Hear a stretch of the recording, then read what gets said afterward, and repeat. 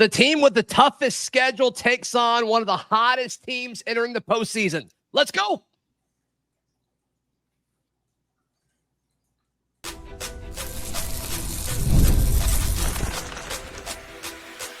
You are Locked On Sunbelt, your daily podcast on the Sunbelt Conference, part of the Locked On Podcast Network, your team every day. Yes, welcome on into this special crossover edition of Locked On Auburn and Locked On Sunbelt, previewing what I think could be the most interesting super of all the supers that are happening this exciting weekend. I'm Zac Blackerby, host of Locked On Auburn, as well as my partner in crime, Darrell Dapprich, and David Schultz of Locked On Sunbelt, holding down the fort, representing the Coastal Carolina Chanticleers.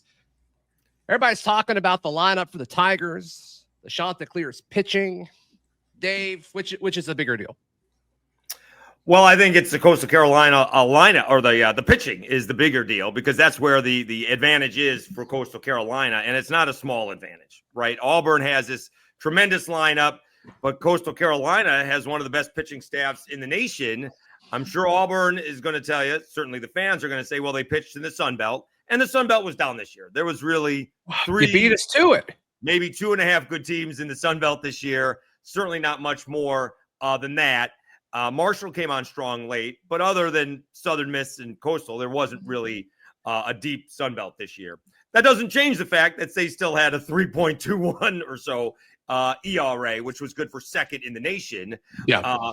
And at the same time, Auburn has this really good lineup that has about 24 more home runs, and yet Coastal Carolina scored more runs than Auburn did this year. So the matchup is really interesting. The more I looked at it, I'm still trying to figure out the starting rotation for Auburn.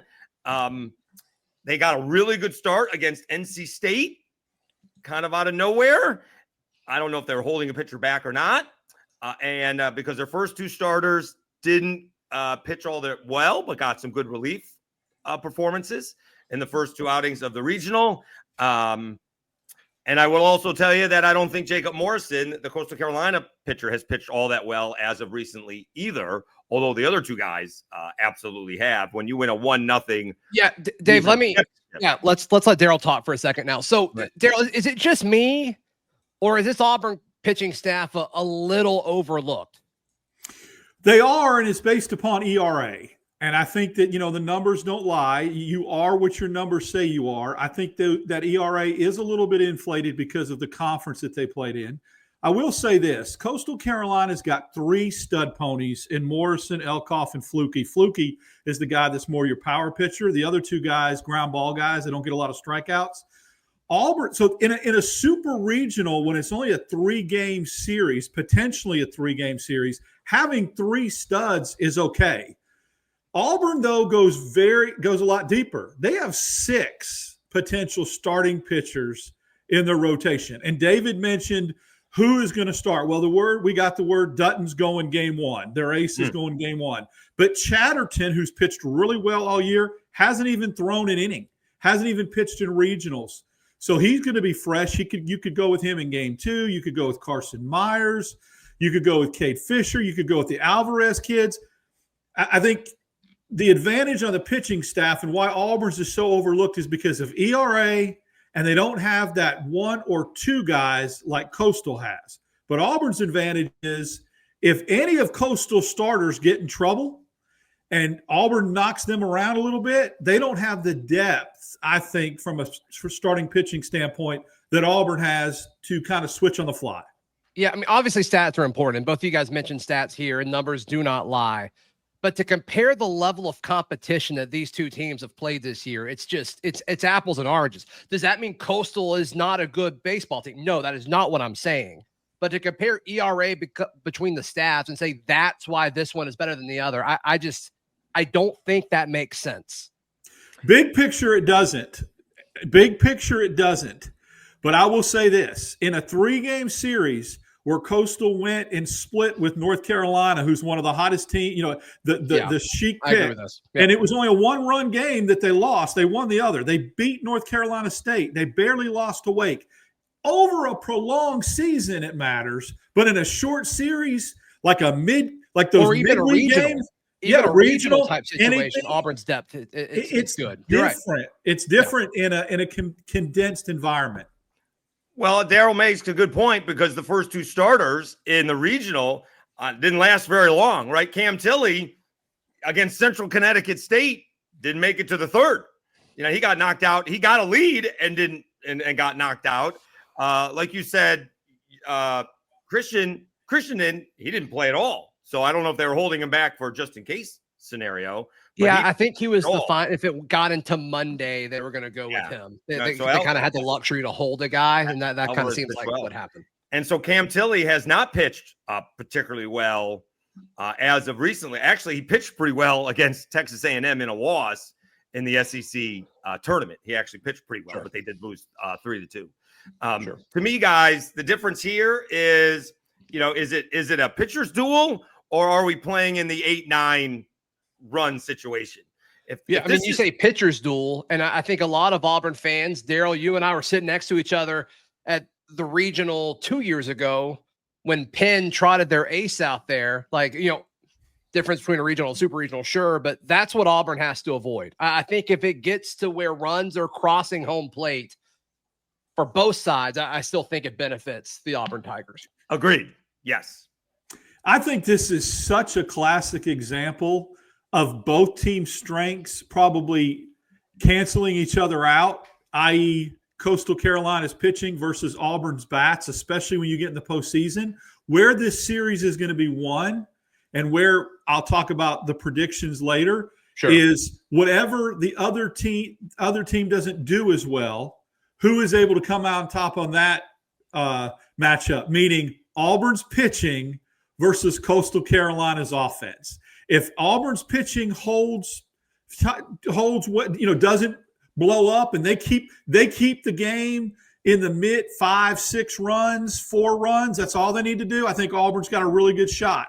If they don't, and Coastal finds a way to score runs, like David mentioned, they score a lot of runs. Yeah, I don't see you getting into double digits against this staff like you're able to do against Stetson and North Carolina State. So it's whatever's team weakness, they're able to do better than the other team's weakness, I think is where the series gets won.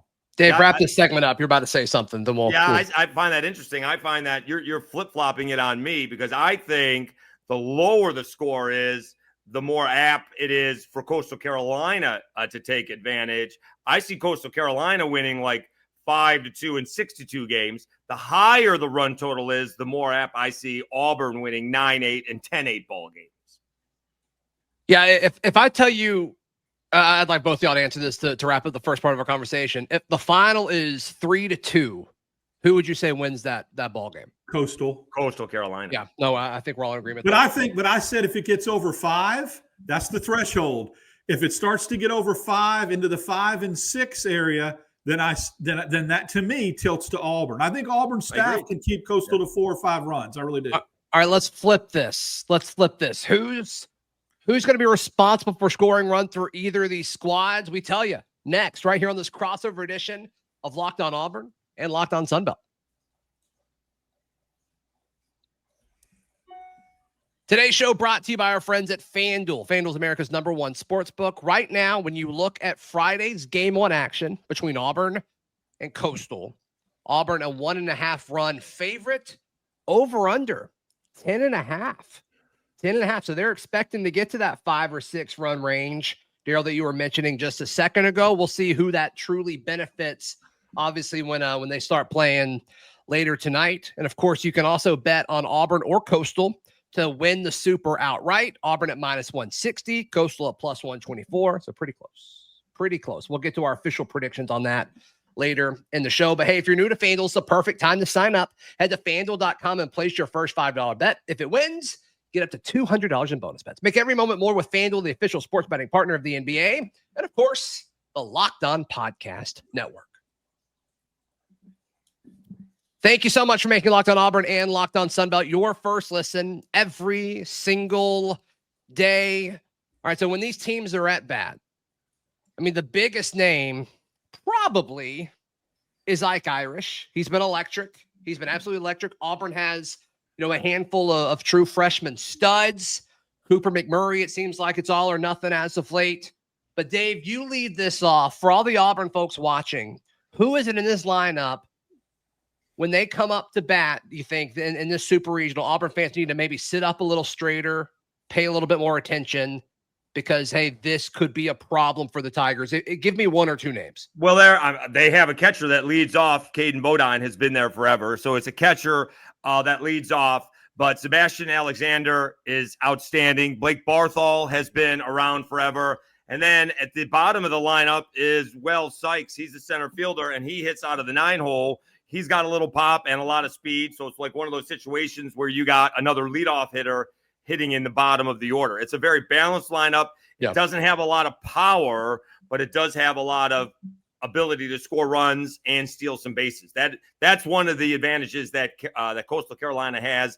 They have more stolen bases than Auburn has attempts. Yeah. Darrell, what about you? I mean, obviously I mentioned Ike Irish. Give me somebody else. Give me one or two where it's like, okay, for the Coastal folks watching, this is a guy to pay attention to. Snow's getting hot. I really like the way he's playing. Eric Snow. Rembert obviously was a guy that was on the all-freshman team, but you cannot underestimate what Bub Terrell did. I mean, here's a guy that won the regional MVP from the left side of the plate, and I think you need that, especially the way Plainsman Park plays to right field. I look for him to continue to get hot. Ike Irish is going to be Ike Irish. It's secondary scoring. Auburn did not have as many runs scored as Dave pointed out to Coastal. They had more home runs, though, and had about a 15 points higher overall team batting average. So they didn't have to steal as many bases. They didn't have to go the manufacture runs. We got great pitching route. That's the Coastal blueprint template, and it's worked great. Auburn can sit back and go Milwaukee Brewers of the 80s, Dave, and hit the 3-run homer, right? And so that's the difference. You're not stealing bases when you're jogging around the bases. And I think that's why – so I get it. I mean, Auburn's got more guys hitting over 300. Coastal Carolina's did a great job of manufacturing runs. And that Barthol guy is a problem. He's got 12 home runs. So even though he's hitting under 300, his slugging percentage is where you got to be careful if you're Auburn, because he can hit the ball out of the ballpark. Yeah, and another thing with these freshmen, and a lot of the guys you mentioned just now are freshmen, I keep waiting for the moment to catch up with them. And as of now, that hasn't happened yet. We'll see what happens when the stage is the biggest. I mean, this will be the biggest game that they've ever played in their careers. There's a chance that they get better and they shine brighter in these moments. And there's also a chance that some of these things catch up with them. So that to me is something I'm looking at. You mentioned Bub Terrell.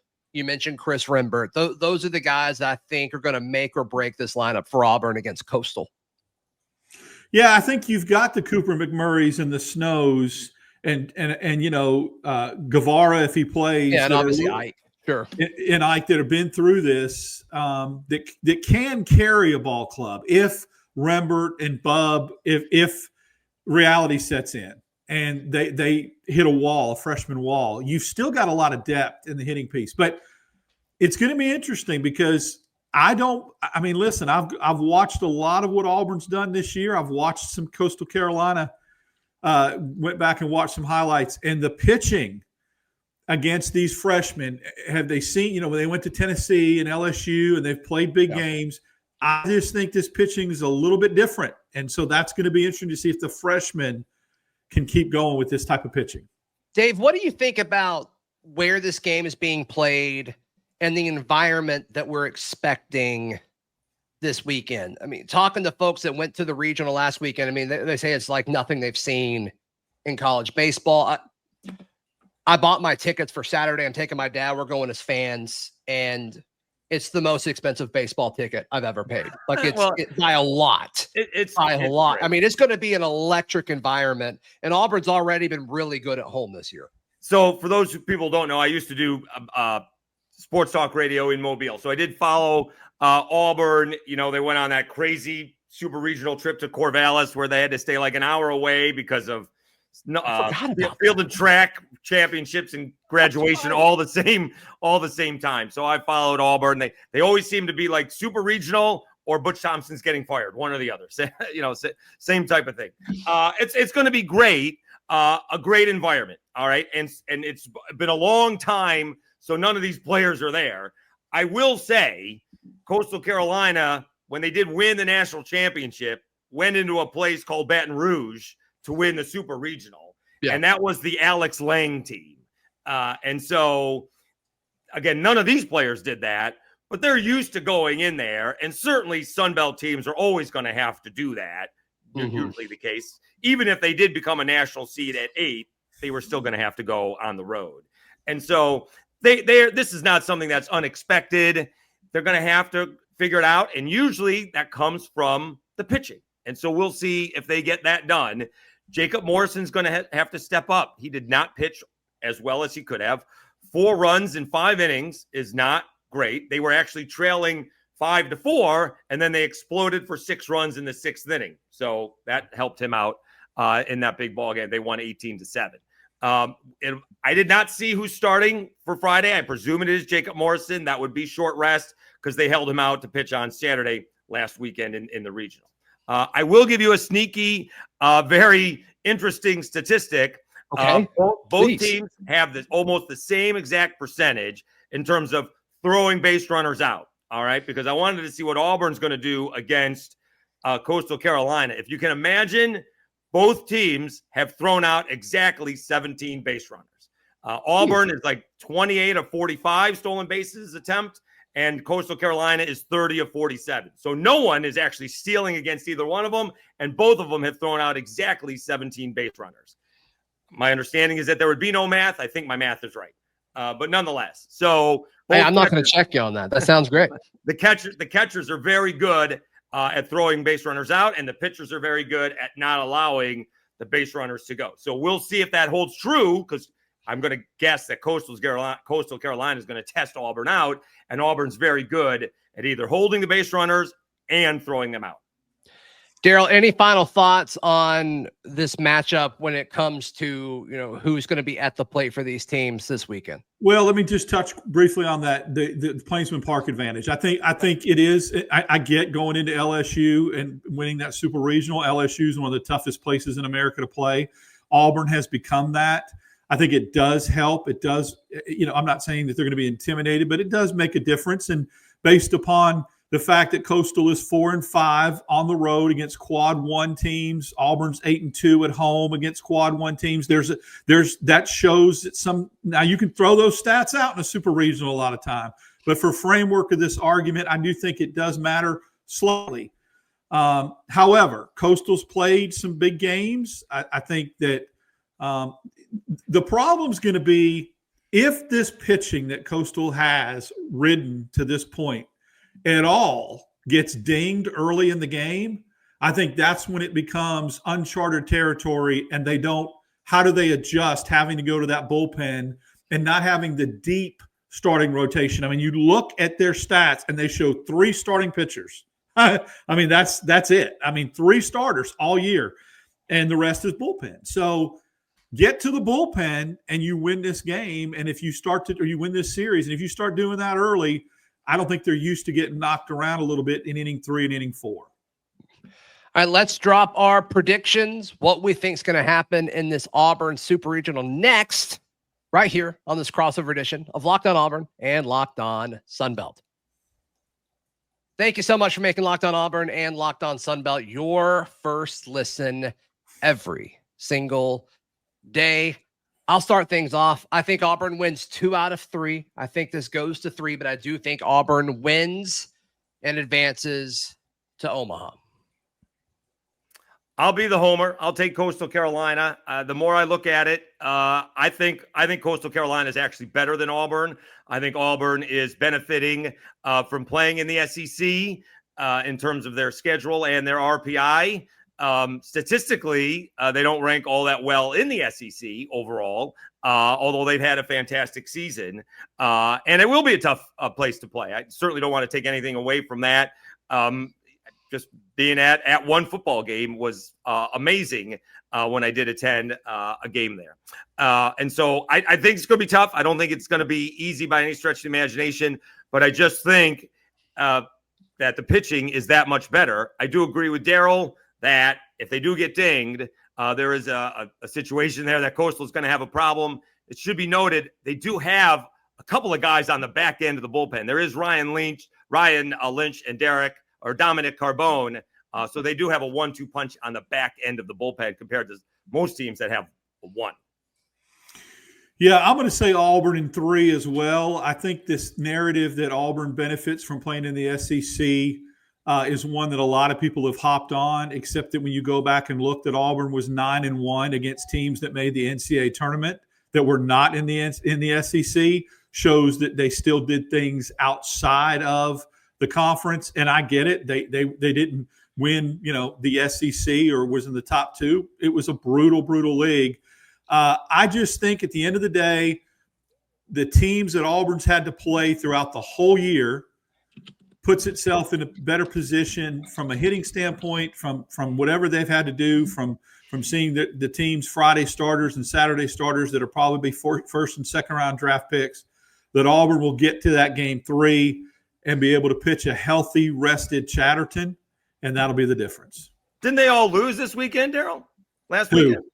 All the teams that Auburn played this year? Didn't they all lose? You're talking about the SEC or overall? Yeah, in the SEC. Well, not all. I mean, there's 4 teams that I think there were 4 that are still going on. Yeah, 4 I mean, the ACC had one of them. There's 3. Yeah, but again, when you get that many teams in, the law of averages says more could lose. Obviously, I mean, all right, that's one way of looking at it. Yeah. If you're saying, do you think the SEC wasn't the best conference in baseball? Then is that what you're saying? I mean, obviously they were slightly overrated, a little bit. I don't think. Not what I asked, though. Which conference was the best conference? Well, the SEC was the best conference, but yes, they are slightly overrated if they didn't get half their teams to the super regionals and they were all playing at home, right? I mean, Vanderbilt lost at home. They almost lost to Wright State twice. Texas lost at home. They did lose to UTSA twice. Yes, they're a little bit overrated. I think I'm just going to disagree on the overrated, because overrated means that they didn't deserve to get the spots they did. And I think to that point in the season they did. I would use the word underachieved. I think there's a difference between overrated and underachieved. I think they were worthy of their status and of what they got, but once they got them, they underachieved. It's no different than Alabama going to the playoff. They were worthy of getting there, and then they got smoked. So, it's in football. I think you can only judge to what you do to that point, and then what you do after that, you either underachieved or didn't live up to expectations, whatever, and they did not. Period. I agree. And what if there's 4 teams go to Omaha, and half of Omaha is from the SEC? Like, I mean, we don't fully know this yet. Well, last year was half, right? Half ACC and half SEC. I mean, if every SEC team goes on to win their super regional and get to Omaha, that overrated. Are they overrated? Like, I don't know that narrative goes right out the window. We have 2 playing each other, right? Isn't Tennessee and Arkansas? Oh, do we? That's true. Playing each other? Yeah, I'm focused on this matchup. I do want to make one point. I'm not sure because he's still a youngin'. That was a George Bamberger reference there, Zach. I'm not sure if you caught that. Yes, it was. Had no clue. Absolutely. It was. Zero clue. Yeah, Zach wasn't sure about the 1980s Ben Ogilvy reference that Darrell was making. Well, I experienced literally 0% of the 80s. Yeah. Didn't even barely catch it. I threw that out there for the olds that might be watching. You got to throw them a bone every once in a while, right? They were called Harvey's Wall Bangers. Right. That was their nickname. So there you go. Yep. I want to make sure Zach was filled in. Thank you for making me feel included. Yes. I appreciate it. I appreciate it. Darrell, did you pick officially? You got Auburn winning? Yeah, I got Auburn in 3. Yeah. Okay, got it. All right. So me and Darrell, 2 out of 3 for Auburn. Dave, 2 out of 3 for Coastal Carolina. By the way, I'm going to throw in my 2 cents here. Go ahead. Murray State plus 300 against Duke. Just throwing it out there. Representing the G5. That's cool. Once again, like Murray, not a state. No. Right. Props to them for thinking that they are. I think that's awesome. Right. I think that's awesome. That's a good line. Cool.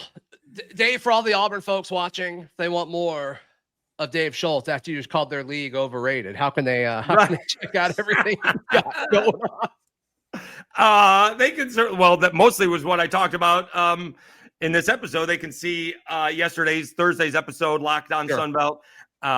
They can find me at SchultzyCast on the Twitter first. I'm making friends left and right with my Cajuns buddies over there that don't like me calling them out because they're not rooting for the former Cajuns playing in the College World Series. They are not happy with me over there. Oh, all right. And for all the Sunbelt folks, check out Darrell at DAP6410 on socials. Yeah, Sunbelt guys. These guys are legends. I can't tell you how much I appreciate them letting me into their space. I appreciate it. This is your show. It's your background. Well, we're here. Right. We're all friends. We're vibing. We are. Give Darrell some love. He's on with me all the time. And of course, you can check out Locked On Auburn wherever you get your podcast. Same way you're watching Locked On Sunbelt, you can watch Locked On Auburn, and of course, vice versa. We'll see you next time. For Darrell Dapprich, Dave Schultz, I'm Zac Blackerby, and this has been a crossover edition of Locked On Auburn and Locked On Sunbelt, part of the Locked On Podcast Network.